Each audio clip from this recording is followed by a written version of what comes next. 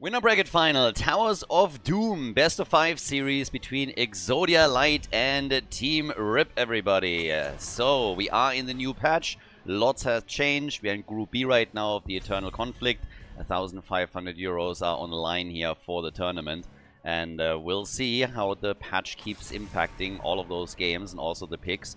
We have Dehaka quickly banned, which is already interesting. Now, I talked yesterday on our best of 3 matches that we had in the group, a lot about the patch. We're going to talk about the changes today too, but also a bit about how it impacts the hero choices and the priorities that they now have. And with the Haka being banned, I actually think it's already quite interesting because we have seen him only a little bit yesterday, but I feel especially towards the back end of the day, globals were picked a bit more aggressively. And here we could technically also see Vikings. So one of the biggest changes in the patch is now that the experience globes disappear a lot faster, so you are punished more if you do not stay on lane or get back. So bad rotational play, bad map awareness essentially means that you miss out on minion experience and you fall behind in XP, in levels and in talents, and that can very quickly help the opponent to snowball you a bit. So you have to now be a bit more aware of what's going on in the macro sense of the game. And of course there's also the push mechanic that now kicks in, where your own minions get inspired when you push for structures. When you land auto attacks on structures, minions around you get inspired and do more damage. They have a 35% increase in attack speed, they have a 35% increase in movement speed. So if you abandon your lane and the opponent pushes with that mechanic, they can do way more damage. Which means that, generally speaking, solo lane plays are more impactful if you're doing your job right. But you also need to ensure that you now soak up the XP. So when you rotate to objectives and to team fights, you need to really make that count. So playing smart is rewarded in this. There's a lot of other changes that we can talk about as all of this continues. I pointed them out in previous matches, but it's kind of cool to see how this now impacts not only hero choices, but also the way that the teams are playing. And at least on our first day, I gotta say that the games that we had were absolutely awesome. We had some epic games, super fun matches. Now, this is obviously a very small sample size here in the tournament level, so I'm not saying that the patch is already a screaming success or anything of the sorts, but it's a nice first indicator of where we are. It felt like the map length is roughly the same as before, the changes not too big, maybe a little bit shorter. It's hard to tell, honestly, with this few games played yet, but it's not that all of a sudden games are massively longer or massively shorter. Now that we're heading into our first game of the day, it's worth pointing out that we do not have a draft restriction, so there's no problems. You can just like freely pick. It's a typical standard draft with variant, and unfortunately also the Vikings being banned. I had hopes that we might see our first Viking games in the new patch. Junkrat Blaze and Malfurion for Exodia Light, and Cassia plus Tyrael lead us off for Team RIP, who can of course still with Sven pick some sneaky side laners. He likes to play some Muro as well. We are on Towers of Doom now. Might see Falstad. We talked about Falstad a lot in the final matches of day number 1 of Group B. But we get Anduin and Hogger first. So depending a bit on how exactly Tyrael is going to be played, if you see Judgment or Sanctification, we could also get Hoarder pulled from Sven trying to jump in aggressively. Have a light bomb that could go with that too. Whereas for the blue team, question is still what Masquerade is going to pick. Varian, by the way, got banned because Masquerade played Varian a lot, so don't read too much into that just yet. And I would just generally say the teams are all still experimenting with the patch in a tournament environment, of course, too. Now, they have played scrims, they've practiced a bit more, we saw yesterday's games, but I wouldn't... everything that we're seeing here would take it still with a bit of a grain of salt. We're going into the last chance qualifier after this. We're going to have the playoffs, and that will then very much so crystallize what the current meta is, what the changes really reflect.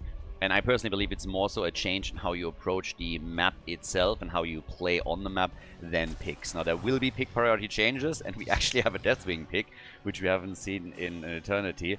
But all in all, there's still a lot of experimentation going on between the teams. But I'm curious to see what Deathwing is going to do, outside of just simply interrupting altar channels. So let's jump in. Map number 1 in the best of 5. Our winner bracket final between Team RIP and Exodia Light.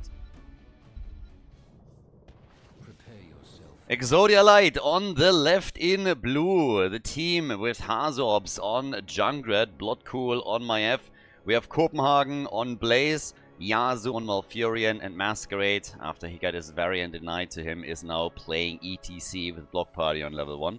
Interesting choices on the right side of the map with Team Rip. We have Vasilisco on Anduin, Dino and Cassia, but more importantly, Cesarbos on Deathwing. Deathwing is honestly one of the heroes that is probably seen as the weakest in the old meta, in the old patch, and Deathwing has basically not been played at all any longer. Now we have him here, and we'll see if that starts the trend. Crankle on Tyrael, and then we have Sven on Hogger. Now, obviously, Deathwing is on this map a bit stronger because not only do you have that mobility, but just the interrupt potential on every single altar that your opponent is trying to channel is already huge to stall them out and buy yourself a bit more time. 30 seconds in, we're going to have the mercenary camp spawn. This is a change from the recent patch. You don't have to wait for the 1 minute mark anymore. 30 minutes in, we have the camps up, which means that the teams are much quicker making the move to either invade the opponent's camp or take their own. And there's a lot of other changes, of course, too. I talked a little bit about the new push mechanics around the Inspire ability that we have on lane, which obviously accelerates things a bit when we're talking about structures being destroyed. And this gets kind of offset by structures now having more health. So structures have 12.5% extra health now. So that offsets this slightly. Crankle immediately in trouble, and Maiev comes in with a final hit, and that's first blood right here. Past the 1 minute mark, so yeah, good for him. We have topside also, the next attack coming in from Hogger, who wants to take the camp, and there's some assistance coming since Copenhagen on Blaze has sniffed this out and was already thinking about making a move for the camp himself. At the same time, when we're talking about changes to timers, keep in mind that minion waves spawn now at the full minute and then 30 seconds in. So at the full and a half minute, the minion waves are spawning now. That has been changed from the old patch as well. It makes it a little bit easier to anticipate waves on lanes. And obviously, when you're playing somebody like Ragnaros with Lava Wave, then you have also a better timing opportunity to ensure that you're getting the maximum value and hit the wave also at the core, which is kind of important. But with level 4 now on each side, let's see what we're going to get with the first objective coming up in just a few seconds. For now, a couple of globes. There's the Inspire mechanic already, and this is actually a really nice push. Tyrael is slowing them down, and here comes the attack now. So that's extra damage on that wall. And players like this, what we've seen on the minimap, is actually super important now. So all of a sudden, it's really worth it if you can set up 1 or 2 of your heroes on a lane, pushing a minion wave in. It's worth to just keep your tank or someone else between lanes and slow the opponent down on the rotation, because you will do a significant more amount of damage to those structures. So small plays like that, if they continue throughout the entire game, can really give you a big advantage. And keep in mind what I said earlier about experience globes now disappearing faster. Teams need to be more aware of that and stay on lane in order to take advantage of this. Insane escape, by the way, by Bloodcool over here. Fantastically done by him, so nice job. Maiev looked like she was dead in the waters, but he's able to save her. Hogger on the top right, Blaze is already channeling at the top left, and now we have the battle for the altar at the bottom, and Maiev finally falls. So Maiev is gone, that's the first kill for Team Rip, and gives the red team, of course, a bit of an advantage on the objective. We have Hogger already at the top, so somebody needs to react to that before he takes the minion wave out. And Blaze is already marching to meet him on the lane.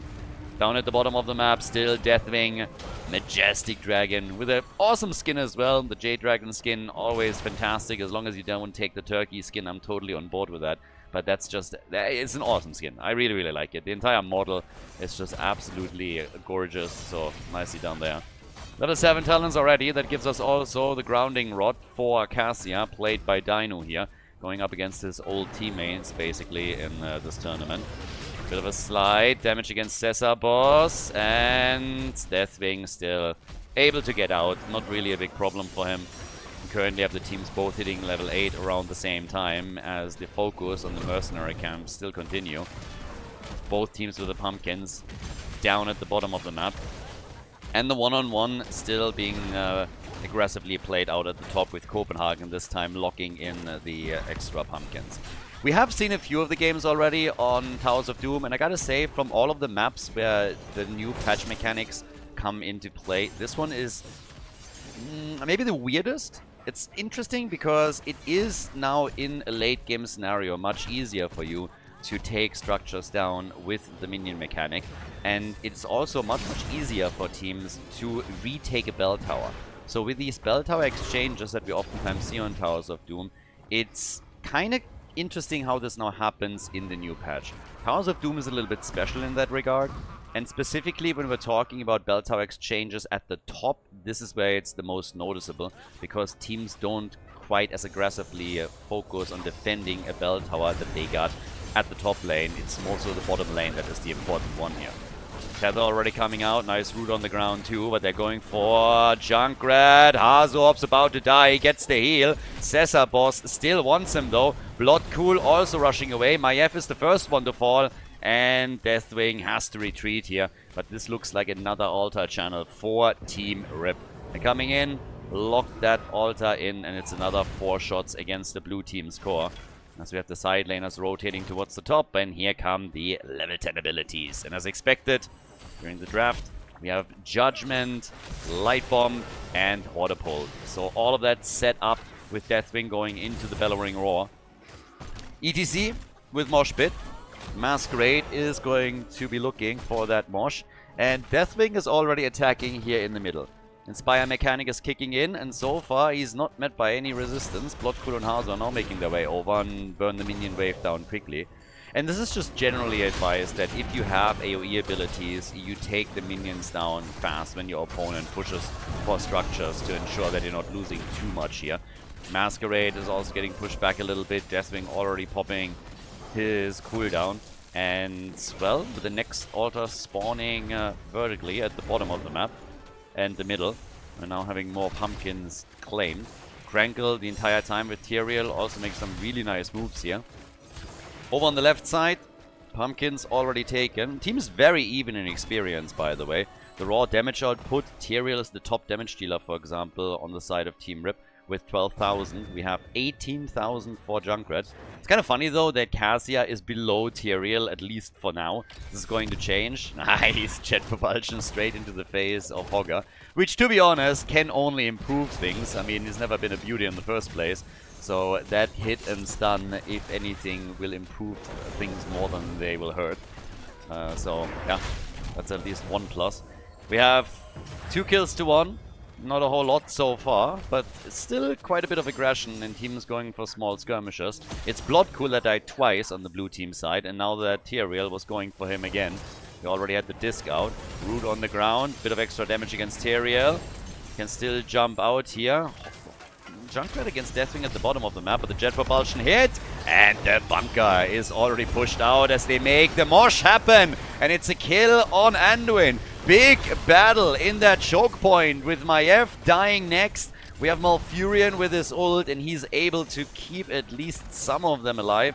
Each team losing one of their heroes, so as we are starting to see the channel on the altar, it seems a bit advantageous, at least for now, for the red team. Hogger is about to lock the first one in. That's 4 shots fired against Exodia Light.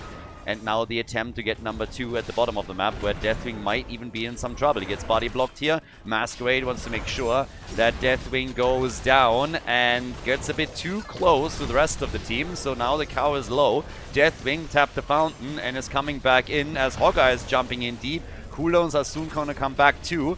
We're going to have some more ults if the fight continues. But the blue team hasn't given up on this yet. They still want to fight back here. 13 talents are available for Team Rip. They have a bit of an advantage now thanks to that.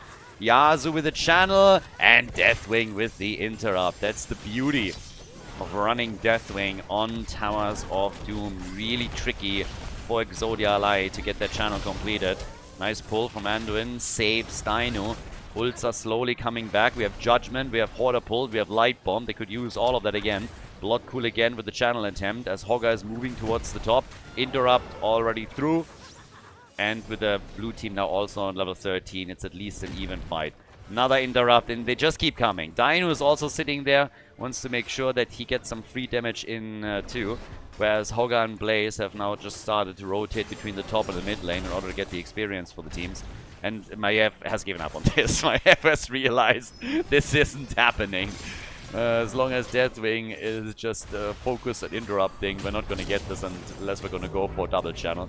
So it is another 4 shots fired by the red team. meaning that Exodia Light is now down to 20 points on their core. So, looking at the experience also, you can tell that on the minion XP, they're completely even. And I have to say, this is awesome to see. I personally really like that we have now... that teams and players are now forced to be a bit more diligent about the way that they're soaking experience, and that you can't just make these sloppy rotations all game long that allow you to very late after the fact go onto a lane to soak up some XP. So now it's a little bit closer to what we saw in the days of HGC, where experience globes didn't exist in the first place. So I like that a lot, and you can tell that both of the teams are quite diligent about it. But this will set apart the top teams from the mediocre ones as things continue. 3 kills on each side as Cassia was eliminated. The blue team definitely not giving up here. They're 16 points behind on the core, but they're doing a very nice job just trying to get those kills and also staying in experience range. The mosh pit for Masquerade didn't work out in the last fight, but here comes the body blocking again. Crankle turns it around though and takes ETC down. DEATHWING is sitting in the middle, Hogger at the top, which puts more pressure onto Blaze, who's trying to rotate and meet the two of them, making this a bit difficult. So Copenhagen currently in the top, whereas Maiev is rotating mid lane to assist a bit on the sides and ensure that the two heroes for the red team are not getting free push power on all of these structures. At the bot lane now, still more pressure by Team Rip, who are really starting to get some momentum, at least on core points. They haven't taken a big lead anywhere else, but yeah, they are about to lock in another 4 shots against Exodia Light. Which means... oh, that grenade can still hit. But yeah, which means that we're now going down to 16 points for the blue team. So this is a comeback map, and well, it's always possible in late game with some momentum to get good mileage, but they need to be very careful that they're not falling too far behind. We haven't seen a single bell tower conversion just yet, 7 kills in total, but on the objective itself, Team Rip is just doing the better job. That's just what it is right now. So we have tunnels opening up, rotations ongoing between the teams and the lanes now too, just continuing with the macro game. 31,000 damage for Tyrael, who's still the top damage dealer for Team Rip. And then over on the side of Exodia Light, we have with 40,000 Junkrat in the pole position. Another camp about to be claimed. DEATHWING, just with another breath and just completely obliterating that minion wave. Yeah, we'll take... Junkrat is jumping over. There's no Inspire there anyways, because no hero is with them. The Inspire buff, by the way, gets triggered by a hero that is nearby, auto-attacking a structure. Walls, side walls, they don't count. And the buff lasts for 3 seconds, and then it has been refreshed. So at a minimum every 3 seconds, you need to go for some attacks here. Masquerade with a couple of mosh pits that were, I mean... not really too effective. They're obviously attempting to trap some heroes on the red team side and then gain momentum from there on. So he's risking a bit more with some of these cooldowns, but it's not working out so far. Instead, we're having, again, ETC in some trouble. Superhero landing by DEATHWING, and that triggers the ult from Yasuo and Malfurion. Tranquility to keep Masquerade alive, but he's not out of the woods yet. Judgment against Maiev, quickly cleansed out by Yasuo, and the disc does not connect with anything. Blaze is now alone at the top lane, by the way, so it's a 5-man, a 4-man now at the bottom of the map as Hogger orientates himself towards the middle of the map. Blaze already getting the first channel. Top right bell tower taking damage as we see Team Rip at the bottom aiming for that third altar. Hogger is getting this one for free, but now the question of how they're going to play this one out. We have a slight leading experience for Exodia Light. DEATHWING is being chased. They're still interrupting, or trying to at least, on the channel. DEATHWING might be able to continue this a little bit more, and Yep is going to start to interrupt this as best as he can. But now that we have a 5 versus 5 at the bot lane, this is where things are going to get interesting. Cooldowns are mostly gone. We have light, at least on the right team side. They are getting some of them back though. Hotter Pult for Hogger is also going to be available again in a few seconds. 20 stacks for Tyrael, by the way, on the Ardent Restoration so far. And they're starting to jump in. DEATHWING coming in deep into the backline. We got Hogger hit by Maiev.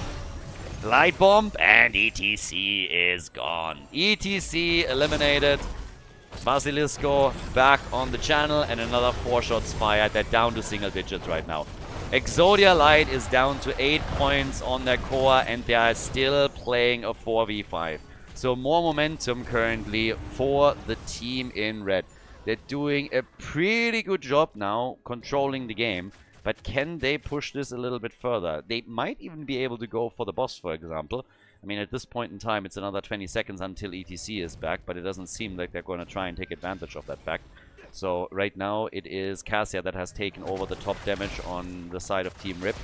47,000 against the 45,000 from Tyria. Hogga! That timing! Yeah, he might die here, but at least he got the camp. He's gonna go down. Hogga is dead.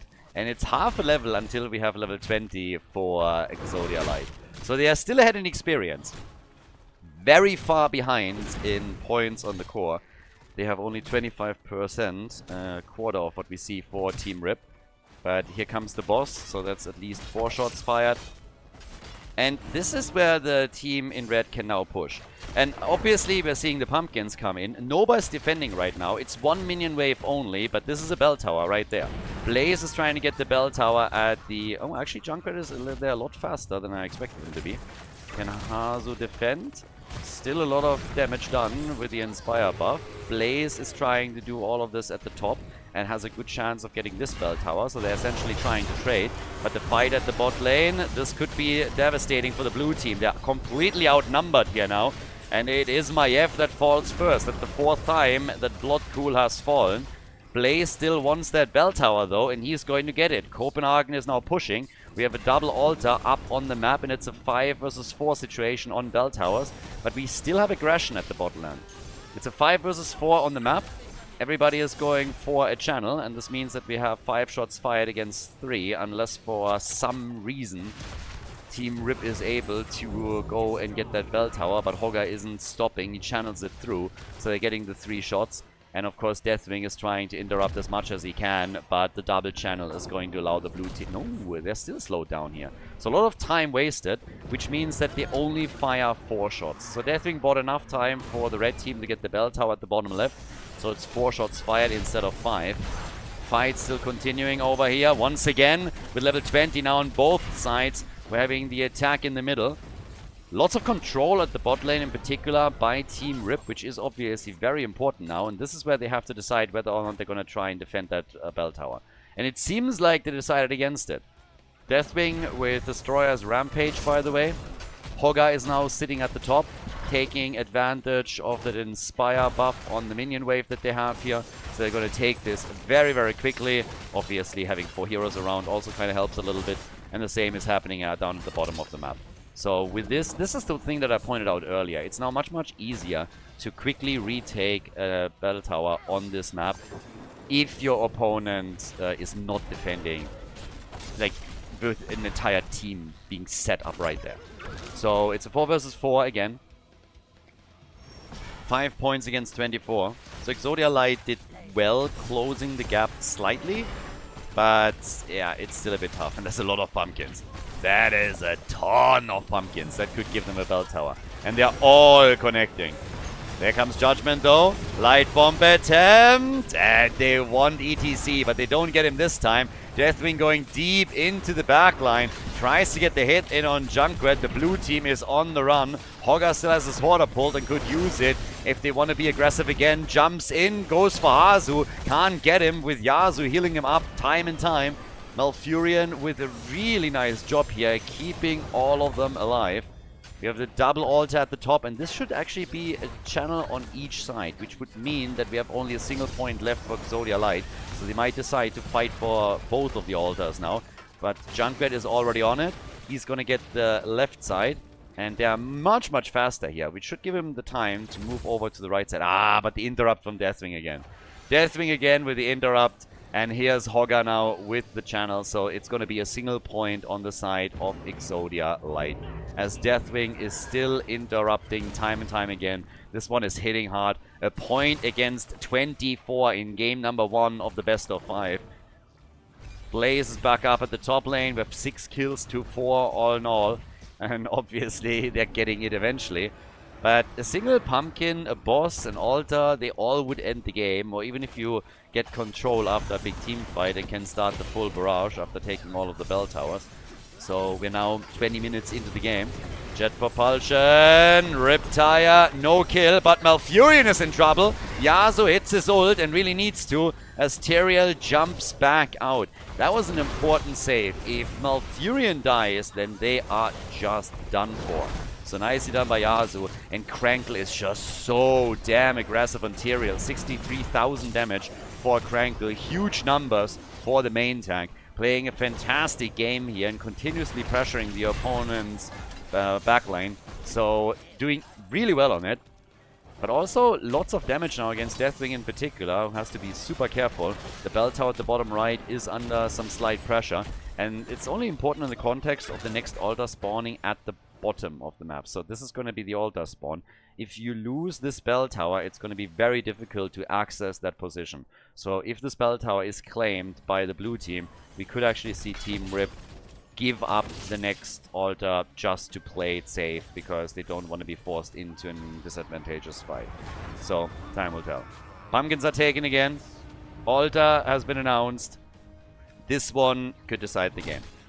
And the boss is getting attacked again. This is a smart choice by Exodia Light, as long as they are fast about it, because they need to rotate down to the bottom of the map.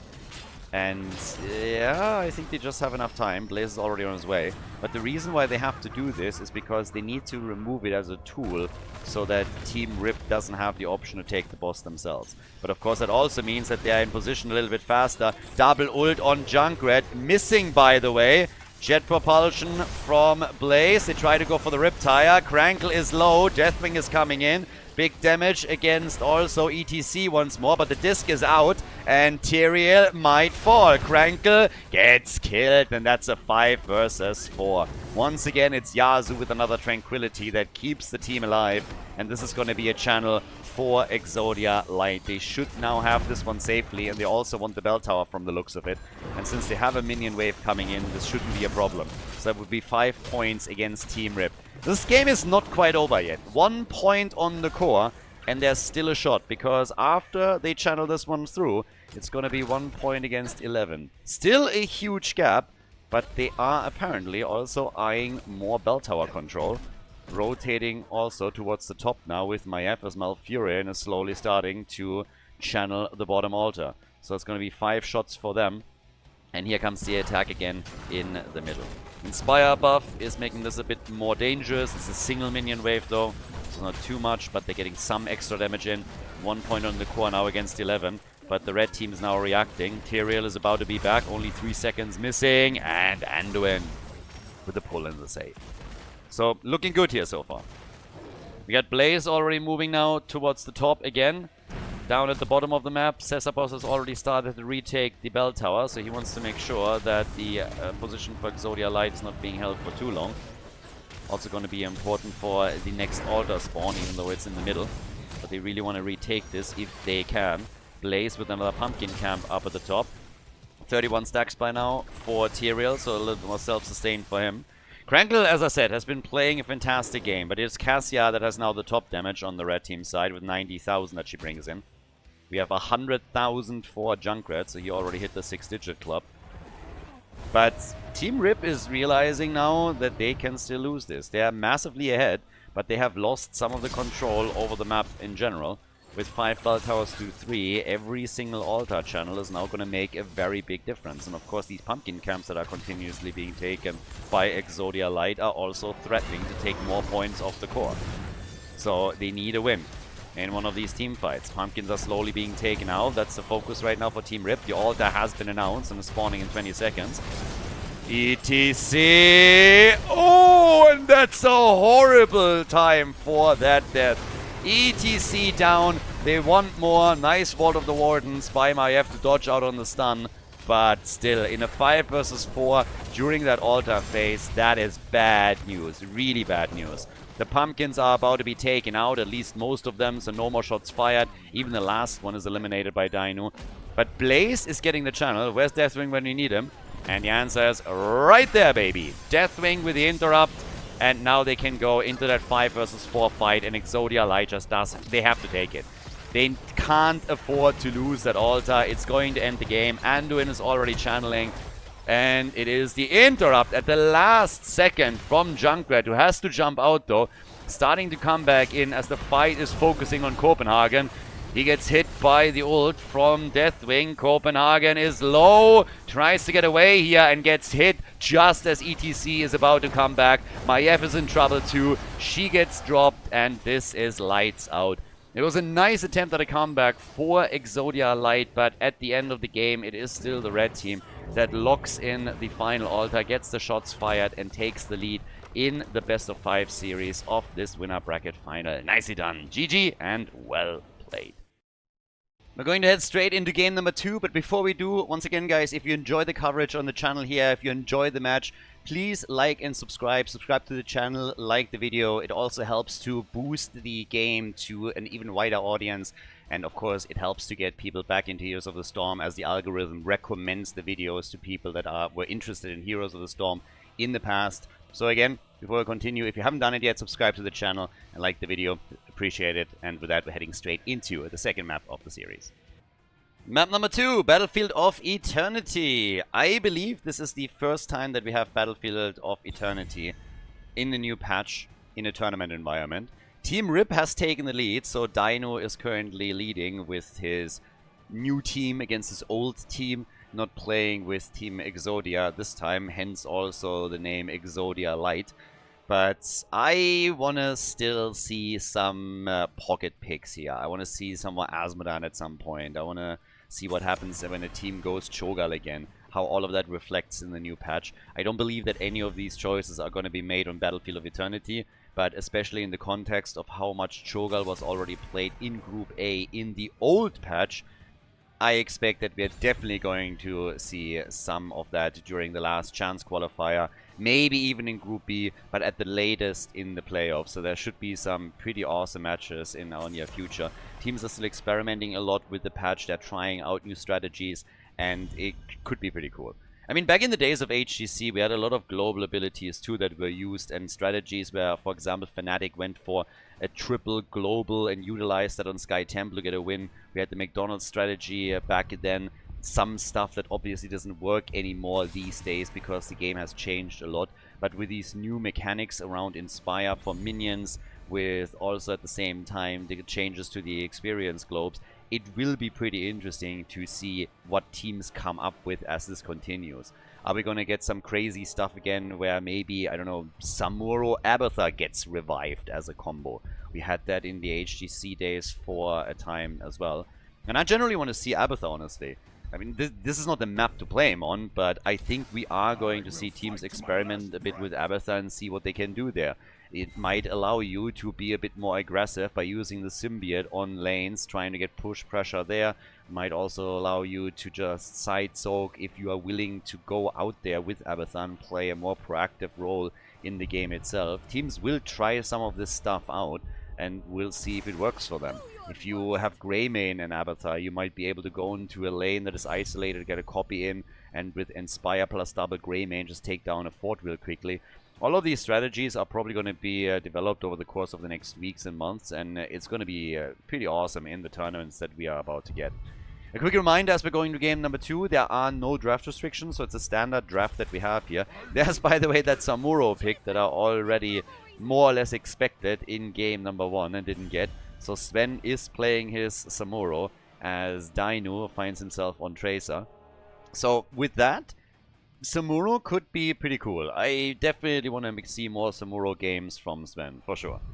When it comes to the bans, we have a lot of Overwatch banned out by Team Rip. They got rid of Lucio and of Hanzo as Tyrael gets targeted, and that is not really a surprise after the performance in game number 1. Krankel did a fantastic job, so this is a respect ban against him, and a well-deserved one at that. Job nicely done. Very curious still what Cesabos is going to pick. Right now, I expect the triple front line for Team Rip. And obviously Tyrael gets banned also because the shield is really nice for Tracer. So it's not only the performance in game number 1, but also the composition that he would fit very well with. Varian banned again. This seems like to be a general thing for them now. They don't feel that Varian is such a high priority for the blue team that they would take him early. So they just ban him out in the 3rd position. And they're like, well, let's just get rid of him. Better safe than sorry here. And Masquerade won't be able to play around with that taunt and tee the team up. And, for example, give Li Ming more opportunities to get the damage out and get her resets. Yasuo with the Malfurion, 2nd time. We got Masquerade on Johanna. So Jojo's in the house. Jojo Urel for the blue team. And now the pick for Krankle and Cesarbos. Cesarbos seems to be the one that plays most of the X-Factor picks right now. We had him on Asmodan in yesterday's games, or in Group B. Again, which I don't expect here, but if they have something interesting, then it's likely that he's going to go for that choice. Jaina and Murden. So we got some burst damage. With Jaina, we finally have also a true Dreadlord in the game, so always nice. I would still hope that... I don't know. I would still like to see a couple of Falstad plays. This is not really the map for it, but if we get bigger maps later, I want to see if Falstad gets played again as we've seen yesterday. And here comes Sergeant Hammer. So, Battlefield of Eternity, everybody.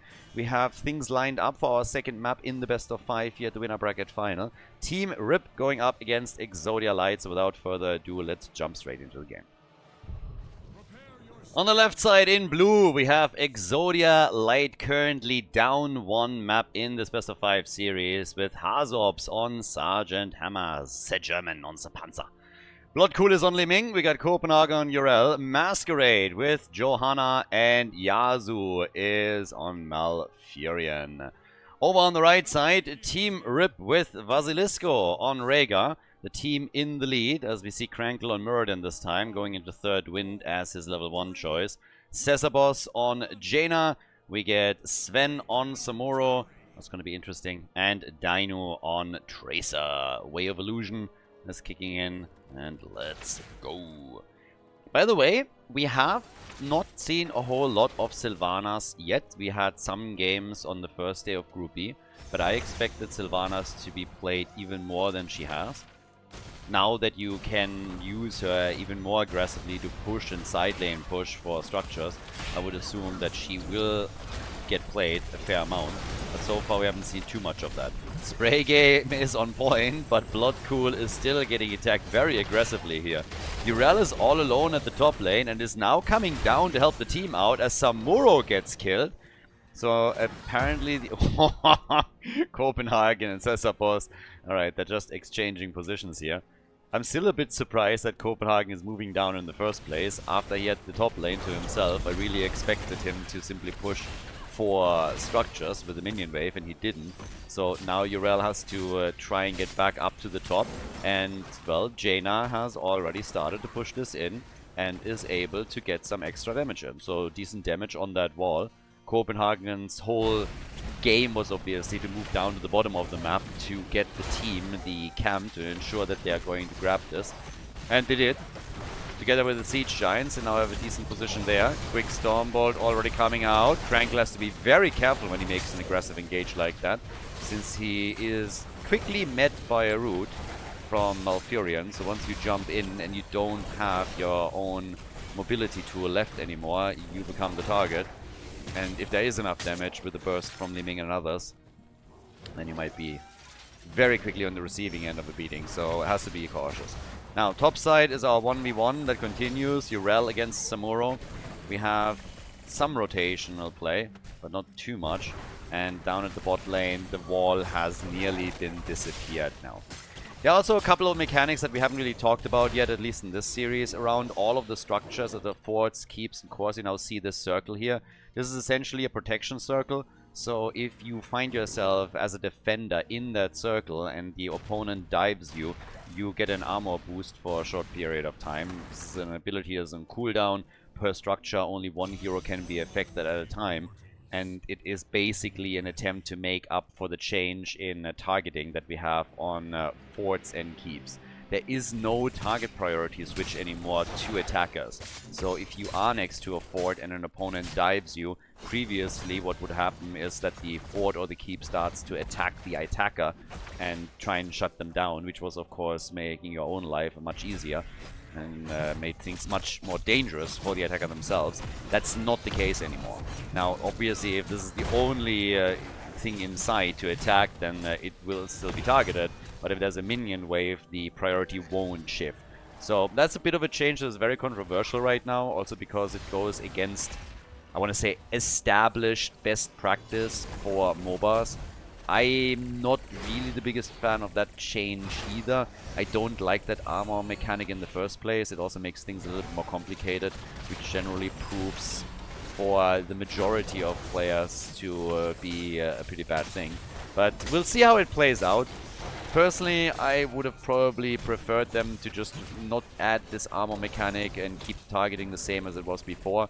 But we'll see how things pan out. Generally, it is easier to now dive onto forts, especially if you have a minion wave that you're pushing with. Muradin gets eliminated. Alright, so that's the second kill for Exodia Light. Nice. But the halftime show is lost to the blue team. So Muradin sacrificed his life for a good cause. As long as they're not losing more heroes here, they're going to be fine. Instead, it's Tracer, actually, that is nibbling on the hit point pool of Li Ming with another bomb connected. Also, quest nearly completed, or soon to be completed, for Samuro. And the team in red is now pushing at the bottom of the map with the Immortal and their minion waves here. Cesabos is making sure that the minion wave is able to push in. One of the things in the patch that is now just generally stronger are, of course, minions, and they're more important, which means that AoE generally is at a premium and can really help you. Muradin, by the way, gets absolutely wrecked, and so does Tracer. I mean, Tracer doesn't really like that Sergeant Hammer pick in the first place. You can dodge all kinds of abilities, but you won't be able to dodge an auto attack. So Tracer gets hit hard by Sergeant Hammer, and now they're pushing in with their own camps. So Li Ming is still getting one combo off after another, as Jaina is at least burning the minion waves down. But we have now 4 kills to 0 for Exodia Light, and the blue team is apparently out for revenge after they lost map number 1. So things are getting a bit more tricky for Team Rip at this point. Still very early in the game, and there's finally a kill now for Team Rip. Honestly, that was needed. If you are 0-4 in kills, then you really need to get one yourself, or yes, you might have some trouble at your hand. Talking about trouble, there's already that push at the top, and this is exactly that side lane pressure that we are used to from Sven. And I think that this is going to be an even bigger problem for teams now in the new patch. So there is a good chance that the patch itself buffed the Samuro performance from Sven. If you remember the games that he played on Samuro over, let's say, the last year or so, he's been an absolute pain in the butt for everybody. I mean, he was always just moving from one lane to another, pushing for forts, pushing for structures, trying to attack. And this is now going to be an even bigger thing, since those minion waves, when he's present, will do more damage. So teams have to be a lot more diligent about how they are responding to Samuro in general, and have to be really on top of their game. So, as I said before, you can't get away with sloppy rotations anymore. You have to be a lot more cautious. Muradin, talking about being more cautious, doesn't seem like he's too cautious. That's Muradin down for the 3rd time, I believe, now. That's getting a bit crazy. Krankle was heavily praised for his Tyrael performance in game number 1, but this is turning very quickly against him. And there is a fort that is about to be lost to the red team. Now, there's a halftime show that was given up as a result of this, so the fort is now gone, but the halftime show was lost. Level 10 on both sides, which doesn't really give us any surprises here. But we'll see if there's a chance for the blue team to also turn the Immortal fight around. Because if they're getting both, the Fort and the Immortal, that would be amazing. There's still a camp and wave pushing at the top. No hero assistance though. And Urel is about to deal with it.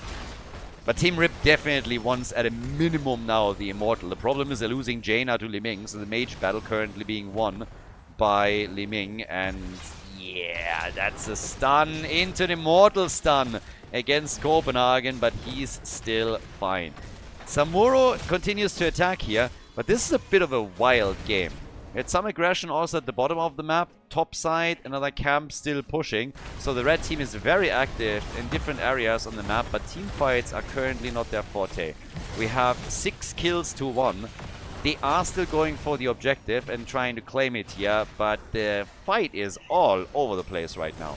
I was the entire time asking myself if it would make sense for some of these guys to split onto the lanes and empower the minion waves a bit more, but it's really just all about the Immortal. In comes Muradin, and he dies again. Crankle is getting farmed. Budget Gimli is getting destroyed time and time again. They should have splurged a little bit and get the real one, but they only had enough money for the budget version. Still, the Immortal gets taken by Team Rip, so I suppose that's the good news.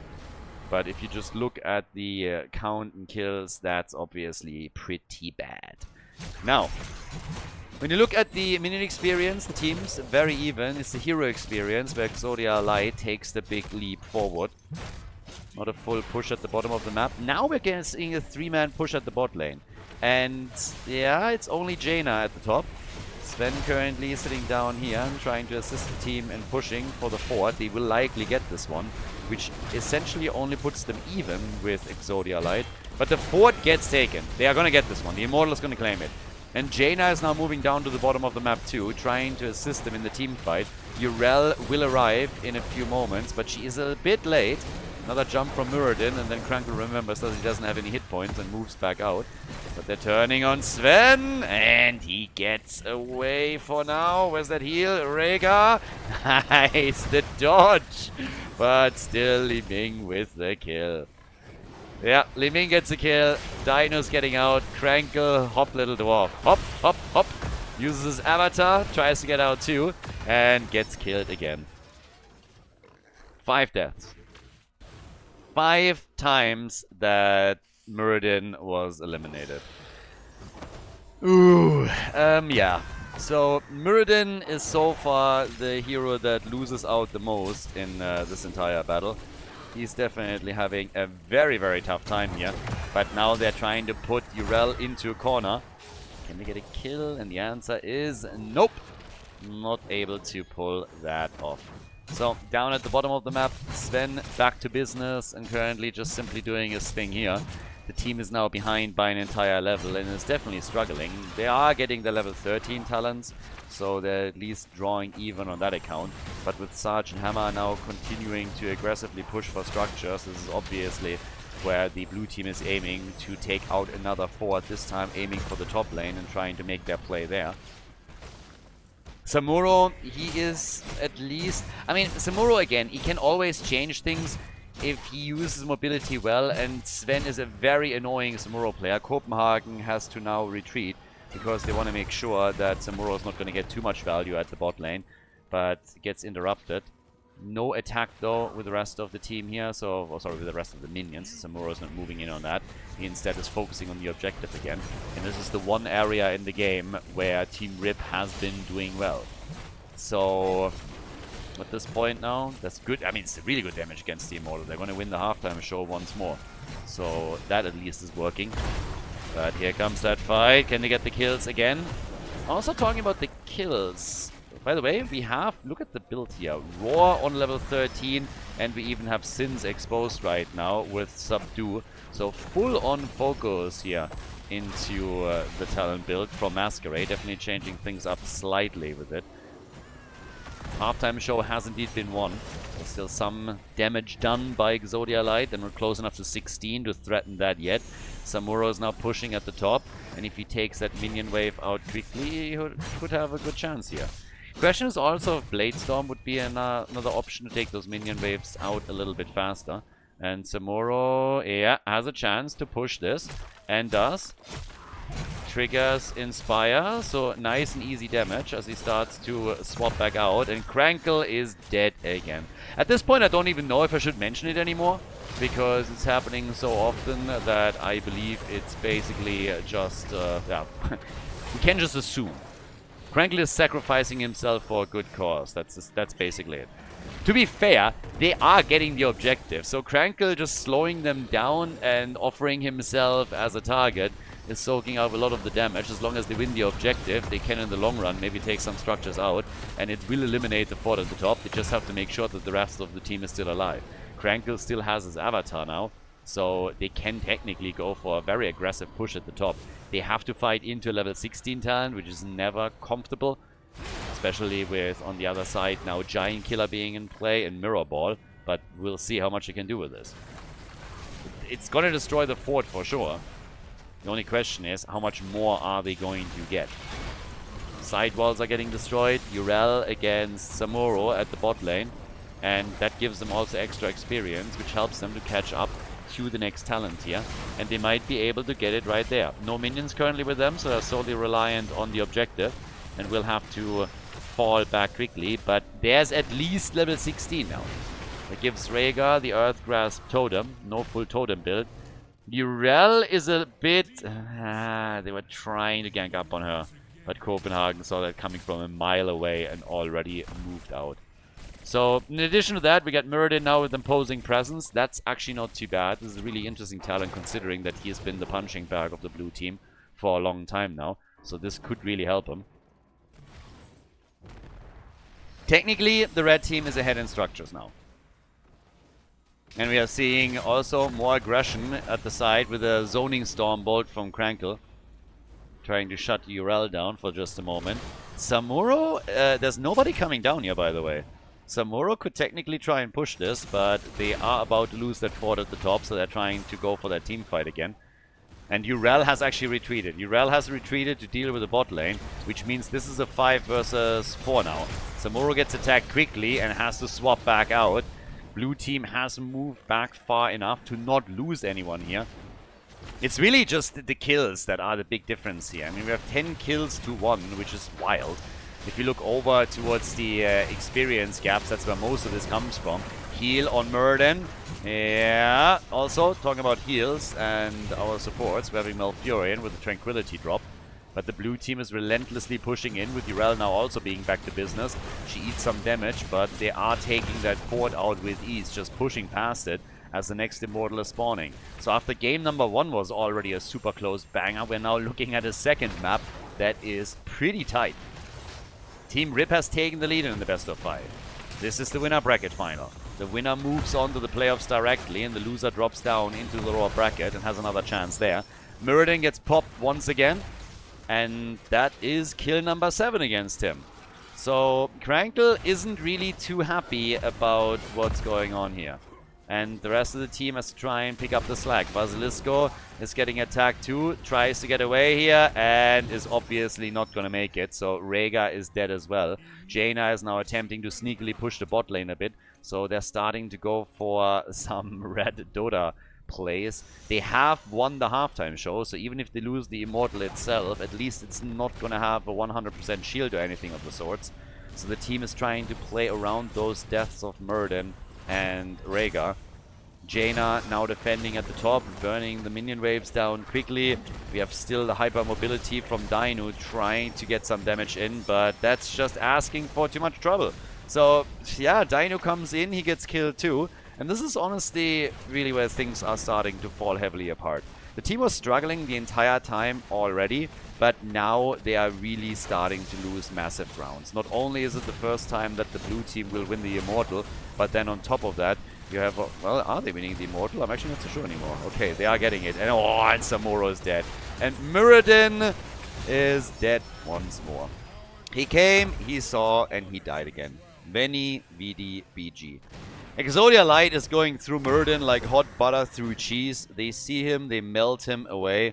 Easy kills over and over again. Now they got level 20 and they are eager to tie the series up. And currently it seems like it's going to be an easy one for them. I mean, right now, as you can see, we have more or less 1.5 minion waves. Inspire buff is in. We have an Immortal that is coming through too. Jaina with an ice block, and she's dead as well. And Rhaegar is gonna fall. This is gonna be it. This is game. At this point, it's just impossible to come back into it anymore. Unless the entirety of the blue team is all of a sudden disconnecting and loses electricity, this is gonna be a tie in the best of 5 series. Team Rip, after victory in game number 1, has a bit fallen apart here. 17 kills to 1. way better for Exodia Light, and they take Battlefield of Eternity with a very clean game. So, well, nicely done, and we are moving on to game number 3. GG. Coming up next, we have the third map of the series. If you guys enjoy the content, also consider to head over to patreon.com/Khaldor, support our efforts to keep the Heroes of the Storm esports scene alive there. It's the best way to support the channel. Huge shout out to everybody that is already a supporter. You guys are really helping to keep this alive, and you help us to host event after event for the game here. Especially after Blizzard abandoning this already 7 years ago. It's absolutely fantastic that we're still able to do this here. So big shout out to all of the supporters. And again, if you enjoy the coverage, if you would like to support us, head over there and check it out. Thanks a lot. Enjoy the next game. Game number 3. We're heading to Sky Temple. The score is tied between the two teams. First time that we have Sky Temple in the new patch. There were a few changes to Sky Temple. But to tell you the truth, nothing too impactful. It's basically all just about the knockback effects of the Guardians on the temples. So nothing that impacts things too heavily. We have other maps that are way more interesting. For example, when we're going to Garden of Terror, the Garden Terrors scale more heavily into the late game now. And we also have, I think, what was it, in general power increase on the first ones. So, Garden of Terror is one of the maps that I probably look forward to the most of the maps that are currently in the map pool and haven't been played yet. But Sky Temple is also going to be interesting just because it's, again, from the mechanic side, something that we haven't seen in the context of the new patch yet. Now, games so far were pretty awesome. Now that we're heading into game number 3, Tyrell gets banned out. Crankle had a pretty good game on Tyrell in game number 1, and then game number 2 was an utter disaster. He died 8 times on Muradin. Not a good look. Now we have our Sylvanas ban. I just talked about her on Battlefield of Eternity. She's another hero that I think with her split push ability is going to benefit from the changes in the patch. And with Sky Temple, I mean, you could still see some interesting choices here. This was the OG map where we had Samuro plus Abathur. And there were also some other strategies played in the days of old with globals, with just generally trying to macro it up. Even Vikings have been played here occasionally. Jojo's banned out. Varian will very likely follow as a third ban for the red team, if not picked before. And, well, Exodia Light is probably aware of it. I don't think that they're prioritizing Varian that highly. But if they do, they would pick him in the 2-3 now. But they start things off with Lucio, which is obviously accelerating any kind of rotation between the lanes. Could also be something that pairs well with Greymane if they want to go down that path. But for the red team, after that pretty brutal beating that they just received on Battlefield, they need to change things a bit. And we come in with Tracer again, so 0 change for now. Brightwing at least this year. We get the Fruit Fly. And yeah, Dino wants to, I guess, redeem himself a bit for the previous one. After he picked Tracer, this actually was one of the reasons what triggered the Sergeant Hammer pick for Exodia Light. But Dino is not afraid to show Tracer very, very early. The blue team, though, with Blaze for Copenhagen. And I suppose, yeah, there's the Varian pick. So it's actually kind of interesting. Twice banned on the 3rd position. And now Exodia Light just said, you know what, guys, we're actually prioritizing this highly enough. We want to get Varian here. So let's pick him early and make sure that they're not banning him out.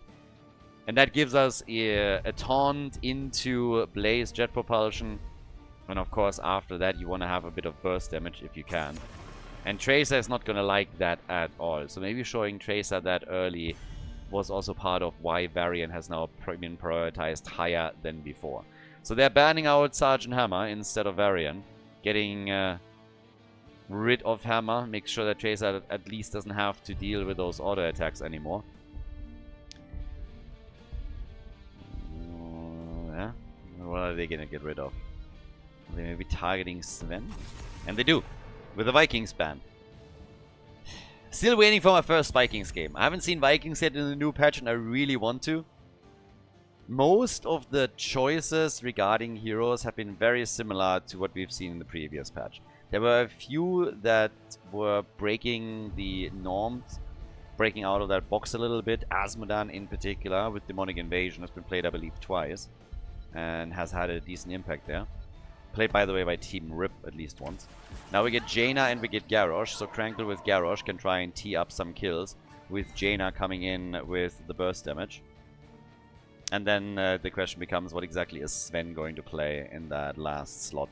But after the stuns have been locked in for Exodia Light, the next question for us obviously is also, where does the damage come from? What's going to be the burst that they're going to add in order to get those kills with the killer comp? Especially if they want to try and take Tracer down in that short window of opportunity. Hanzo, ooh, and Medivh. Okay, we're getting a Medivh game. Map 3, and it's Medivh time, with Hanzo adding another stun to this entire CC chain that the team has. So that leaves us with the final pick for the red team. Sven still has to choose as we're getting ready for Sky Temple. The best of 5 series is already pointed out. So map number 3, who's going to take the lead here?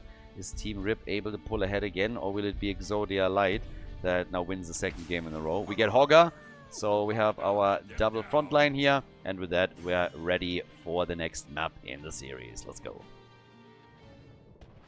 Exodia Light was able to tie the series up. Now we're heading into game number 3, and we'll see who takes the lead. The blue team with Copenhagen on Blaze. We got Bloodcool on Hanzo. Hazops is playing Medivh for Exodia Light, and we have Masquerade on Varian. This time locking him in early against Tracer. And of course trying to get also those portals into the backline so they can jump through, get their taunt out. Yasuo and Lucio, and over on the right side it's Vasilisco that plays Brightwing. We have Dino again on Tracer, same as on the second map. Sven on Hogger, Krankle on Garrosh, and Cesabos is able to play Jaina here. So, well, Garrosh needs to crankle it up a little bit compared to game number 2. So let's see what exactly Garrosh is going to be able to pull off here. I mean, honestly, game number 2 was a bit of a disaster. 8 deaths on the main tank, winning the objectives. If you have to sacrifice yourself a few times in order to claim the objective, that's totally fine. But if this just continues to happen throughout the entire game, then at some point, you know, you become more of a liability than anything else. But either way, a little bit of a ping pong around here. We got Hazu and Yasu currently sitting close. And for just a second, for just a moment, Lucio got a bit afraid here. But he is still okay. So, stacks are slowly coming together for the baseline on Medivh. We're going to keep a watch out on that. The 30-second mark passed, and that's when the camps spawn. So again, the heavy reduction compared to before patch, where camps were spawning at the 1-minute marks. Now this entire process has been accelerated a little bit, and teams are already pushing while more camps are being taken. Now, with that being said, we have still the objective with the mid and the top lane temple rotation starting up first. And talking about rotations, if you have Medivh, he can not only get that portal into the backline so that Varian can target, let's say, Brightwing, Jaina, or even Tracer, but we also have these rotations between lanes, which are heavily accelerated by using the two, by using Lucio and Medivh. Dino got nearly Hanzo'd there. And now that level 4 is available, that gives us obviously a taunt. So, time to shine. Yeah. And, well, down at the bottom of the map, we have the attack against Garrosh, and Krankle continues where he left off on the last map. Yeah. So, he's getting a bit farmed there. Cesabos is a bit lucky in that case. If that portal would have appeared, let's say, a second earlier, second and a half, then very likely she would have run straight into them. Copenhagen, low and dead. The counter kill. Team Rip with a kill too, so they take down Blaze. As we have Lucio slowly moving towards the bottom of the map, where they're collapsing onto Jaina. Brightwing with a heal. They want to go for Medivh. Has 11 stacks, but everybody is just moving back out. But still a nice reaction from Vasilisco too. That could have been real dicey if Jaina now dies as well. The temples are activating, so let's see who takes the first objective here. Masquerade is getting flipped around a bit. Apparently Garrosh wants to have some revenge for the earlier death, and there's the taunt against Tracer, but Masquerade is low, and that should be a kill. And that is the end of Varian indeed. So Varian is gone. Already some control on the temples by Team Rip, and they're aiming for more. They're claiming the middle right now, but Hogger is moving towards the top. As I said, the only real difference that we have regarding Sky Temple is the knockback changes around the Guardians here. So nothing really too insane, but well, might impact some things. Crankle is a bit low. Right wing is coming in, and they are still controlling both of the temps. That's lots of shots fired here. Lots of shots fired. They don't even have to take the entire thing. Crankle again getting targeted. Makes it! And Lucio is gone. Lucio gone. Right wing on the run. Will be stopped and... Hello? Tracer is down. Brightwing somehow made it. Did they just forget about Brightwing? Is that what just happened? There's a flip against Masquerade. It's 3 kills to 2 all in all. Another taunt. Hogger is getting big damage at the top and is now potentially also pushing towards the middle to try and get them a few more shots. They go for Garrosh and take him out. But what just happened? I mean, Tracer's getting attacked next and also dies, so great job by Hanzo. The blue team is finally able to get more kills and momentum here after they lost a lot of shots previously. Brightwing is getting attacked again and gets killed after Blaze has also fallen. They're diving underneath the fort. We talked about the mechanic change, so it's a lot safer to now dive structures, and that's exactly what they do here. In the old patch, that last double kill would likely not have happened, but look how aggressively they're now starting to push this. Should work in a few auto attacks against structures, but they take down Hogger first, and the fort is going to fall. Masquerade, talking about dying, he's gone too. 7 kills to 5. We are 5 minutes in and we have 12 kills. It's an insane brawl that started minutes ago and is still ongoing. Lucio gets taken out just as that saving portal came in. But take a look at this. Keep an eye on Brightwing. This is how this started. So Brightwing is essentially dead, and then they all decide that you're just going to let this go. Look at this. Nobody went for Brightwing anymore. They just forgot about the hero and let Brightwing get out. I think if they just target the fruit fly in that situation, there's all that sustain that's all of a sudden missing, and it's a completely different story. Now with the Inspire mechanic, we have a bit more of an attack. One more... well... Actually, not triggering it again. That could have done a bit more damage. Copenhagen is getting attacked at the top. We have level 10 abilities now on both sides. Bunker to buy more time. And Lucio is saying hello as we have a change. Medivh with the polybomb. Alright. No ley line in this game. Full-on polybomb plays that we're now getting. Jaina is waiting at the bottom of the map already, but... well, as everything is said and done, we have 1 fort destroyed on the red team. We have level 10 for both, 7 kills to 6. So, structurally, the blue team walked away with an advantage. Despite all of the shots on the objective that they lost out on, they were able to do more damage thanks to their aggressive push in the middle, enhanced by the minion waves that they inspired, and also the kills that they got in the process. Bosses, of course, up. Camps are claimed again and starting to be attacked as the next objective spawns at the bottom of the map. Brightwing is holding the top lane. This is actually where it gets a bit interesting, because previously in the old patch, Brightwing as the solo hero on a lane was not a big threat, so you could oftentimes just ignore her. But now, as the Inspire mechanic kicks in too, it's not only about the hero that the damage that the hero itself gets out there, but it's a little bit more about just the empowering the wave. So you can't leave Brightwing alone if she stays longer. But it is all about Hogger for now. And Blaze is rotating up because he knows he has to deal with this. There are still the remainders of wave. And nicely for Copenhagen, he stops all of that cold. So doesn't even get into the range of fort. But at the bottom of the map, with the next objective active, we have Exodia Light taking more and more control and threatening to take down another fort.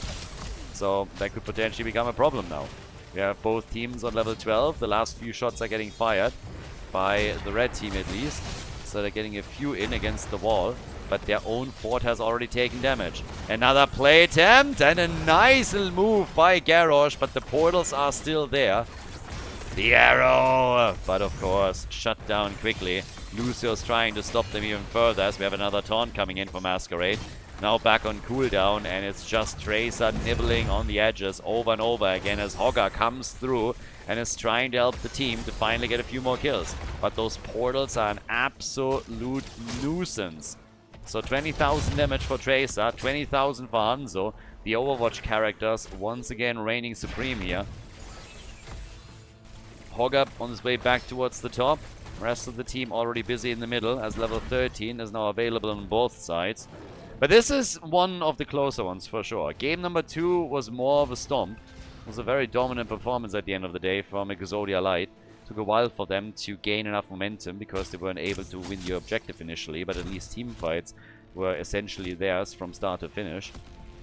And towards the end there was a lot of snowballing going on. But right now Team Rip and their blue counterparts are very close. Now the portals are going to be dangerous. This is actually kind of crazy. Portal diving a fort or a keep is now so much stronger that now that the forts and keeps don't prioritize heroes anymore that are attacking. So this is actually a huge threat. If you are up against Medivh, you are not going to be safe on any of these structures. So that's going to be a big deal as all of this continues. And very curious how this is going to impact the pick rates for Medivh as well. He was always a pretty fantastic pick that could be super powerful, but if you're now the team that is pushing anyways, setting these portals up to just dive 1 or 2 heroes that are trying to defend a fort could be a huge thing. Quest is completed, 10-minute mark, so good for Medivh to get that done and not die here. It's going to increase its impact even further. Every time the portal is coming out, they're trying to control it as best as they can. Top of the map, still a few more shots fired. But it is really the red team that is losing a lot more ground. With all of the shots contributed from the bottom temple, this is going to be the end of the fort. And then it's all about the top lane that gets attacked here. And Medivh is of course providing vision the entire time. And is allowing Exodia Light to play this very safe. Hogga gets control at the top. 1-4 taken out on the blue team side. Generally, the blue... Oh, Tracer. Yeah, well, you have a taunt against you and the poly bomb on top of it. So Tracer really has to deal with a lot of hard CC that he can't evade. Oh, the arrow! Sneaking through that team fight. Not connecting with anything. But they might just be getting that kill regardless. Brightwing is a bit low. Gets murdered. And here comes the jet propulsion stun against Cesar Boss. And even with the ice block, it's not going to be a happy ending for Jaina. So she's down. Quest completed. Now they're diving onto Crankle and Garrosh gets dropped too. Boss is up and will instantly be attacked. There's no reason not to go for the boss at this point in time. Hogga still alive at the top. They have taken a decent amount of forts out now too, thanks to the objective that Hogga took, and he was all alone at the top lane. So while we have a actually a 1-level lead for Exodia Light and a talent advantage, in structures they're not as far ahead as you would think. But they can try and remedy this now with the boss pushing at the bottom of the map. And they're also looking for another kill, but it is Brightwing to the rescue. Hogga's coming in too. Boss at the bot lane is all alone, and Sven dies. Sven is gone. You gotta rotate down to the bottom of the map to deal with the boss, which means that the camp at the top has now been taken by the blue team, stolen away, and will very likely take out that fort. So there's a lot of map control going on right now for Exodia Light, and here comes that push towards the bot lane, trying to inspire the few remaining ranged minions that are still here, and drop that wall. Every single structure matters. You take a tower down, you take a gate down, you take a fort down, it all matters. It will reduce the amount that the temple shots have to destroy. So Team Rip with a 1.5 level deficit in experience and also 6 kills less. If you look at minion experience, this is where both of the teams are still mega diligent, and this is what I really like. I talked about this before.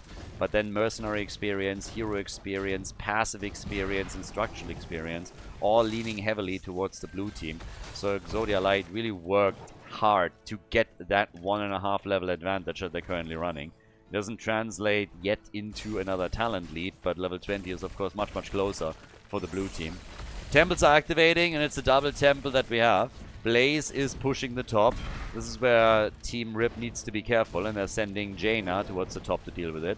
But Hogga is active at the bottom of the map, gets the objective, and will take that fort out. The blue team is already attacking structures in the inner ring, going for the keep here. And this is a nice little push. So with only Cesar Boss here, that portal could become a problem. Yeah, tries to take the minions out quickly. has of course been inspired previously. The towers are slowly falling, so does the keep in the middle. They're aiming for Tracer again, and she needs to be cautious. There's a taunt, there's a polybomb. Portals are coming in once again. They're diving down to go up against Hogger. Poly! First the arrow, and he gets out. If that Poly would have been used a second earlier, I mean, it didn't get used in the first place, but if they use a Poly there and then the arrow even connects, I mean, that would have been the end of Hogger for sure. So that play didn't work out for them. They will get a few more shots fired thanks to the bottom fort, so that's to keep taking even more damage. And of course the big problem is that level 20 talent. Exodia Light is about to hit Storm Talons. They're getting them any second now. Masquerade looking once more for the next taunt. Gets the slows out. Polybomb has been upgraded, so now we got the glyph of Polybomb. We got the bullseye, more stun, more CC, fortified bunker as well. And well, off we go. Push in the middle. They're going to siege up on that keep, and they are likely going to take it. Especially with Medivh still floating around here. I would be absolutely shocked if they're not going to take this one. They're going to slowly siege up on this with every single minion wave.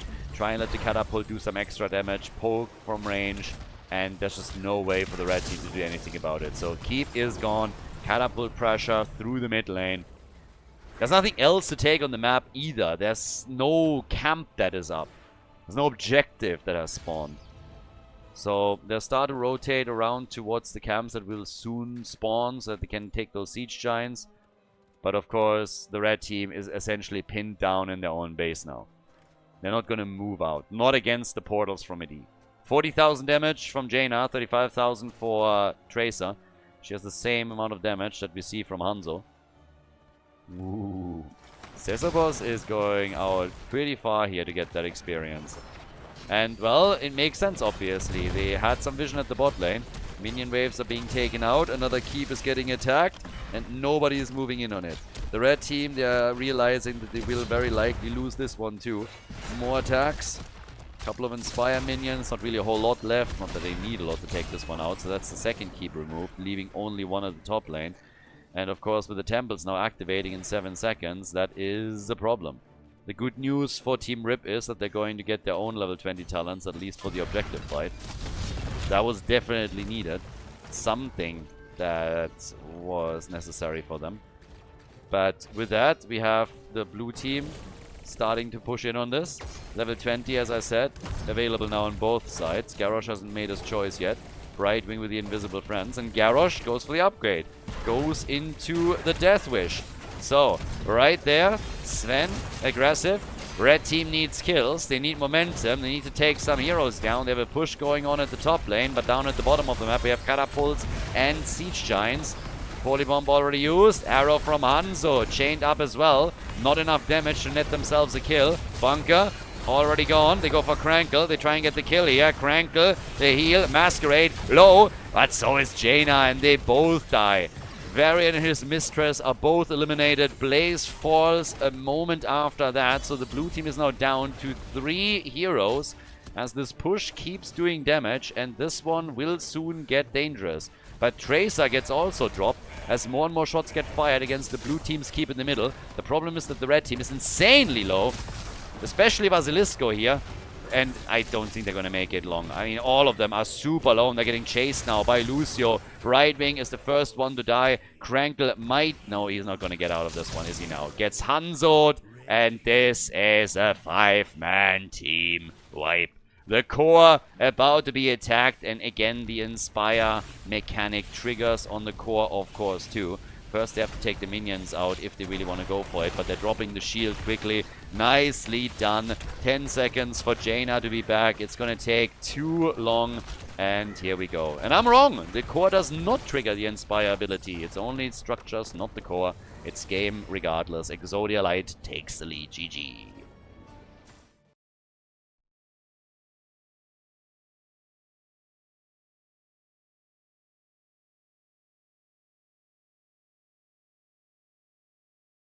Well, map number 4. So, it is match point. Team Exodia Light has the lead in the best of 5 series. And the Dragonshire was the map chosen by Team Rip.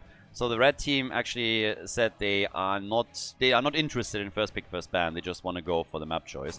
And this could be an interesting one, because we've seen in the past, played by Dino mostly, but also by others, Zagara have a big impact on Dragonshire.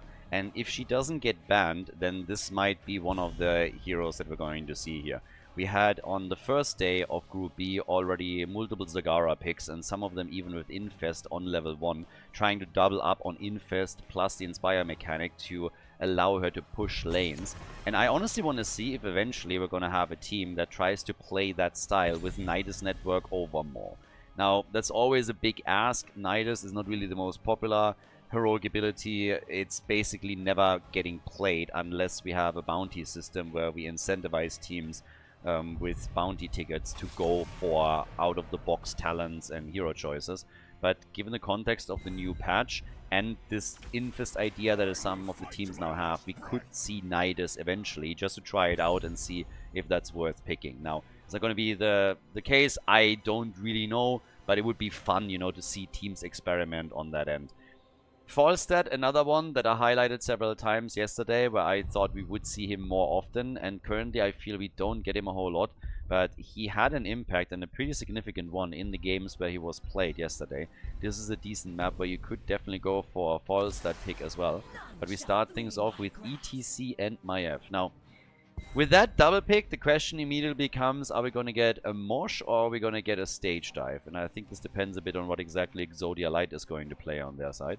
But for now, let's assume Mosh, but stage dive could be an option to have that global mobility and allow to jump onto the lanes. Rhaegar is an early pick, and now we get Junkrat, and we get Blaze. So the top lane already set up for Exodia Light. Still need our top lane hero for Team Rip. And I mean, for them, obviously, there's a lot on the line right now. They need to win 2 in a row to make it straight into the playoffs. Win the winner bracket final here. 2 in a row, possible, but they are starting to struggle a bit. The last 2 games, Team Exodia was definitely gaining more momentum and playing this a bit cleaner. Muradin gets banned. They don't want to have that Stormbolt into jet propulsion, especially with Junkrat, of course, following up on it too. On the other side, now the question, what exactly is Team Rip then gonna take next? Are they just banning out Muradin? Or are we maybe even having some triple frontline for them? Actually, I would assume at this point that we're gonna get a triple frontline for Team Rip. It would be a bit shocking if ETC Maiev were the only choices, and he has the Zagara ban. And I actually think that sucks. I would have loved to see Zagara right now. We need something a bit different, but teams are just not willing to take any of these risks. We had a lot of Vikings bans, now Zagara is being banned out, and it makes sense. Again, I said it from the start, this is Dragonshire, it's Dino. So yes, Zagara has a high probability of being picked, and Exodia Light obviously understands that as well. And they just say like, nope, we're not going to give you that. So is there maybe some other crazy pick? Keep in mind, we had, for example, Probius banned out a few times too. But we'll have to see. For the blue team, we're now getting our main tank, and we need to have a bit more damage from Bloodcool. Dragonshire is their big opportunity to win the series and move on to the playoffs. They obviously don't want to bother with game number 5 or even another match in the lower bracket. We get Genji and we get Anubarak. With the Anubarak beetle spawns, a bit more aggressive on structures as well. Now with the shifted priority mechanic that we are getting in the new patch. And last but not least, we have Sven now in game number 4. Team Rip needs to win this one. And let's see what Sven takes to go up against Blaze, played by Copenhagen. So, ladies and gentlemen, what are we getting here? They go for Uther. Yeah, support was missing. Okay, fair enough. Support missing. We get Uther. Uther main tank and Sven on a side lane ETC is what we're getting here. Dragonshire, map number 4. Let's go and let's see if Team Rip can force the 5th map of the series. Match point number 1. Exodia Light with Junkrat on Hazu. Other way around. We got Copenhagen on Blaze. Masquerade on Anubarak. We got Yasuo on Rhaegar and Bloodcool on Genji. Over on the right side of the map, it is Team Rip, who has to win 2 in a row now to make it to the playoffs straight away. With Sven on ETC, so side lane ETC, which basically also means that we're going to get a stage dive for sure. Krankle is playing Uther as a main tank, and then we have Anduin. So Uther plus Anduin gives you a double support. Uther doubles as the main tank for the team, and then we get Dino on Hanzo, and Cesarbos is playing Maiev. So definitely going for a different comp now. Blaze will go up against ETC all the way up at the top, and the 2 supports are going to give you a lot of sustain during these fights. So Team Rip is definitely leaning into a very different draft now that we're heading into Dragonshire. And this is also a map where map control, where macro was always super important, so they're just going to continue that. And we'll see how that's working out for them. I mean, it will be interesting. There's a lot of sustain, and obviously when you're playing Maiev, for example, the Divine Shield that we're likely going to get from Uther is going to be pretty impactful there too. You can come in, drop the Divine Shield, allow Maiev to be super strong and aggressive with it, and if you decide to go into a Divine Storm instead, then what you get with that is even more control in these fights, where you can also lead with a tether, with a power slide, so you all of a sudden add a lot of options on the CC end. So all of that very easily works for them. By now we're having a bit of a push at the bottom of the map. The earlier spawn now from those mercenary camps is obviously quite nice if you're trying to set something like a push up, and both of the teams have done that now. At the top we see it with the Bruiser camp, and at the bottom of the map with the Siege Giants. And since all of these minion waves get now the Inspire buff, the teams can very aggressively push for structural damage. And top side we're seeing exactly that. Masquerade, he's low though, and gets killed. A noob got wrecked. So that's the first blood for Team Rip. A little bit of damage done to that wall, but at the bot lane we're essentially seeing the same thing. So both of them successful in taking some of the towers out and damaging the gate. Dino gets caught and gets killed. Yep, Bloodcool is able to hunt him down eventually. For a moment it seemed like Genji would be able to get away, but this is also kind of nice. So ETC is slowing the rotation down a little bit. Copenhagen is finally arriving. But that was nice and easy damage from Cesarbos with that minion wave as he came towards the top and took advantage of that. So having that mobility is going to help them. And this is something that could be played by the blue team too, utilizing the mobility that specifically Genji brings to the table. So something that they can definitely take advantage of as well. Copenhagen is currently being slowed down here a bit. ETC went into the Crowd Surfer. Always a cool one. This is a really nice ability if you use it properly. There's so many cool plays that you can make with it. So we're going to keep our eye on him as well.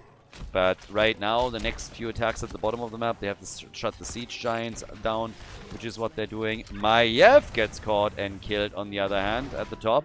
And even Sven was in trouble for just a moment. So it's 2 kills to 1 now. Genji is already moving in. They're diving in deep. And again, not really too afraid of any of the structures because the beetles are soaking all of that up. So the dive importance that we have with the Nubarak has been raised even further. So this is massive. If you can dive in with the Nubarak and just spawn a couple of beetles, you can essentially assail every single hero underneath towers and forts too. But they are getting aggressive on this. And the Inspire mechanic is only kicking in a little bit. I really think that teams have already started to take advantage of this to an extent, but I think we're going to see as the next few weeks and months kick in, we're going to see some teams really design compositions that are specifically thought out to take full advantage of Inspire and are playing very heavily around it. And I actually think that's pretty cool. So there's a lot that teams could, at least in theory, do. We'll see how much that's going to be a thing on the highest level, but especially in some more uneven games, I would expect that we're going to get to see a lot of that. But alright, so all the way up at the top, next attack is already slowly kicking in. I mean, it's all about the objective, obviously, at this point. We haven't really seen a big threat towards the Dragon Knight yet, but teams are just rotating around trying to get control of the lanes.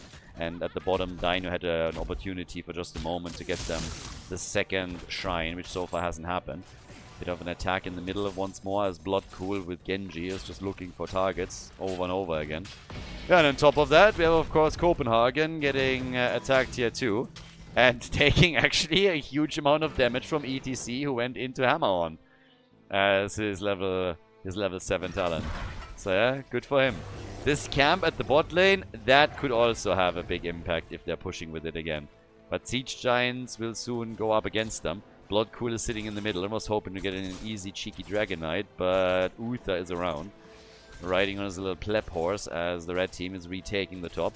But look at the experience gain that we have seen for Exodia Light. So they are heavily ahead now and will get an early level 10. And they are also dropping that wall at the bot lane like it's nothing. Going through that bad boy like hot butter through cheese, easily locking those down. Level 10 abilities are now ready. And the only question that remains is what are they going to do with it? Seems like Genji is set on attacking Sven again. That's starting in on him. Down at the bottom of the map.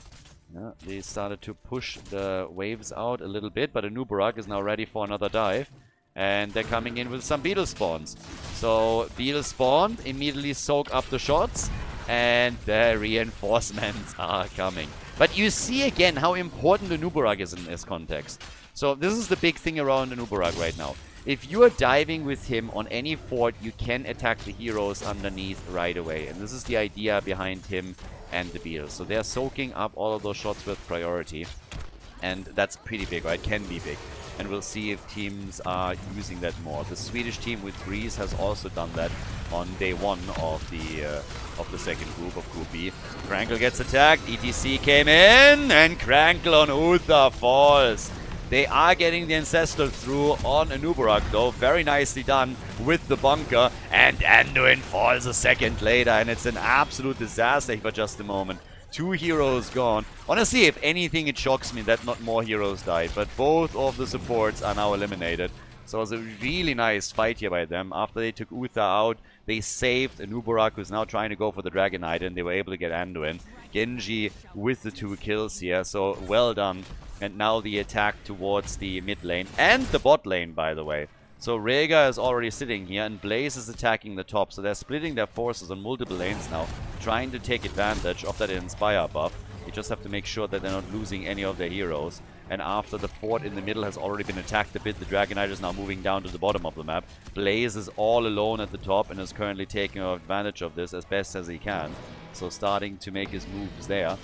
They are getting good damage in, considering that this is an early game Dragon Knight still. Not able to take a fort out, but all of the forts are basically now damaged. So all of them are slowly getting prepped. And the blue team has also taken a lead in experience, and a significant one at that. Nice pull. Maiev survives. But if you take a look at the minion experience, it's actually for the first time in this entire Best of 5 series now that we have the lead not only coming from hero kills and other things like damage on structures, but we have actually instead now gotten them in a situation where minion XP is significantly better for Exodia Light. So their soak on these lanes is currently superior. More damage on the fort, Genji using the mobility, we talked about this a bit at the beginning of the game. And now in addition to that also the pressure that just keeps mounting up against Team Rip. And they are having some trouble. They have the sustain, but they need kills, and they haven't gotten too many yet. Only 1 earlier, and that's all they were able to get. The disc is out again as they're trying to go for an Uberak, so try and net themselves another one here. ETC trying to go for the pancake move and flatten an Uberak, but he dove out already. X-strike from Genji and a quick swift strike to get out of harm's way. And once again, the red team not able to get the kill. Whereas Junkrat at the bottom of the map has been able to do more damage here. So time and time again, they're getting some moves on. We have the next little play in the middle. Off they go. Divine Storm used from Uther to extend the CC chain. And it just didn't do enough. Hasn't done enough here, and that's a little bit tricky. So right now, the red team is just trailing. They're trying to catch up. And to be fair, they're doing a pretty decent job in their attempt to catch up in that situation. But it's still a tall order for them to close that gap without getting kills. And this is what they need to get as quickly as possible right now. And thus far, it's just not really working out. I mean, at this point, just looking at the situation in front of us, we have 26,000 damage for Genji, for example, 21,000 for Junkrat. Maiev, she's the top damage dealer for the red team with 22,000 by herself. Next Dragonite is up for grabs technically, and the blue team is now attempting to push for the topside fort and maybe even go for ETC in the process.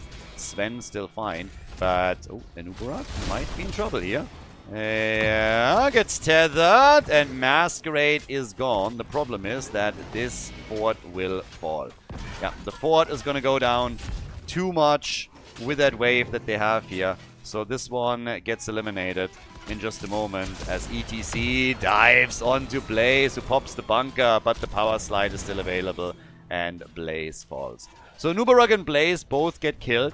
The blue team walks away with a fort that they were able to destroy, and on top of that, they were also able to get themselves the camp at the bottom of the map. So that allows them to potentially go for fort number 2. I think it's really worth it for them losing those 2 heroes, considering that it's unlikely for Team Rip to get a Dragonite on the back of it. That's 2 forts destroyed. That's not only experience through structures that they just got, but it also, of course, means that they're going to get more passive XP. In the short term, Team Rip caught up in experience a bit because of the 2 kills, but in the long term, not too much. This was a bit of a strange one. That's a Dragonite against the blue team, and honestly, I don't understand why they let him grab the camp at the bottom of the map. Why they let him grab that shrine. That was not needed. They could have interrupted that, or tried at least. Uther is now gone. There's still a massive camp at the bot lane, by the way, with that push. If they're getting a couple of heroes around here, look how many ranged minions we have. If they get Inspire going on this, they can do a lot. And they're getting Anduin as well. They should really push for this. They should ignore the Dragonite. Yes, the DK is going to take the fort in the middle, but they're going to get damage in on the keep, or at least destroy that wall. There's another minion wave already coming in. The wall is open, and that's so much damage right now. Maiev has to slowly retreat, and yes, the Dragonite. I mean, it got the fort, but what are you going to do with it? Look how quickly this keep disappears. There were no defenders left, nobody to deal with it. They get the entire thing right now, especially with the Nubarok being around to provide some beetles to soak up additional shots. So that DK backfired massively against Team Rip. Might have even been worth it for ETC to just abandon it and then stage dive back out. But that was a huge loss. Fort at the top and the bot lane lost. Dragonite gets taken by Team Rip, and then they just lose too many heroes, try to push, and don't realize that their bot lane is severely exposed and will likely be obliterated. So that's a massive advantage now for Team Exodia Light, exploiting the changes. This is one of those things where I always say, yes, the teams have of course scrimmed a little bit and practiced on the new patch. This is also day 2 from the group, but there's still a lot where everyone's still learning and trying to figure out, okay, what can we get away with? What choices need to now change completely? And they didn't realize, initially at least, how devastating that push would be with the amount of minions that was coming in and the Expire buff adding to the damage. So now they need teamfight victories. And Junkrat gets the Ancestral just in time. Light Bomb, and they might get an Uberak, another slide. The disc is out too. Uther gets attacked, but they get an Uberak again, and that is Masquerade dead once more. ETC barely able to survive. Seems like Blaze is gonna die too. The 2 frontliners once more gone. 5 kills to 6. And at the bot lane, we have even the core getting attacked soon, but there's kill number 3. So this is exactly how the red team can come back into this game. This is exactly what they need to do here. If they can make moves like this, get a couple of kills, gain momentum, grab some experience, this is how they can come back. With death timers increasing, it also means that you have more time to push some minions onto structures, and then take advantage of the push mechanics. Now, I said this before, but just to remind everybody again, yes, those push mechanics are pretty rough, or can be, but in the same context, we also have now structures with more health. So all the structures have 12.5% more health now. That offsets the push mechanics at least a little bit, but in the late game, of course, when you start losing a lot of your heroes, then this is one of those situations where you still might lose a lot of structure simply because you don't have any defenders that can slow this down and buy some time for the rest of the team to come back. So this always has to be understood in the context of it. We have bot lane, more camps about to be claimed. Anubarak and Junkrat are currently going for this, and there's no rotation from the red team on the way to stop it. There's a second camp being claimed too, so they will have pushes going on 2 lanes. No Dragonite yet, but yep, aggressive push towards the top. Level 20 is available. Gives us another stun with Bullseye now. And we have the sensor for Anduin. Plus, we get Redemption. Now, there is still that one global with Stage Dive, which also now got upgraded for ETC. So we're looking at him having a much bigger impact area and a slow. As Blaze is pushing at the top a bit, dealing with the catapults here. And Nubarak is at the bottom of the map. So you can see on the minimap already that the blue team is just splitting up way more than their opponent does. Oh my god! That slide! Clutch! So clutch! Big push at the top lane right now. Yeah, catapult is coming in. More minions. Nobody with the team. Arrow stops them cold down here. In comes ETC! And they stop him cold. And while all of this plays out, this top lane is still pressuring. That's the moment where you need a global. Just imagine somebody appearing here and triggering on a double minion wave the Inspire buff and being able to go through the Bridge of Death straight for the keep. But the keep is still taking damage, or will.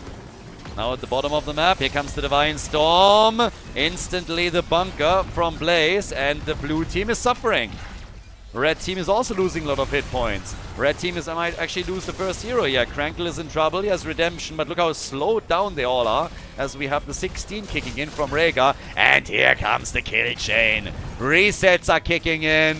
That's a triple kill already. Another big hit, and it's the end of Uther. Sven is also gone. That leaves only Hanzo.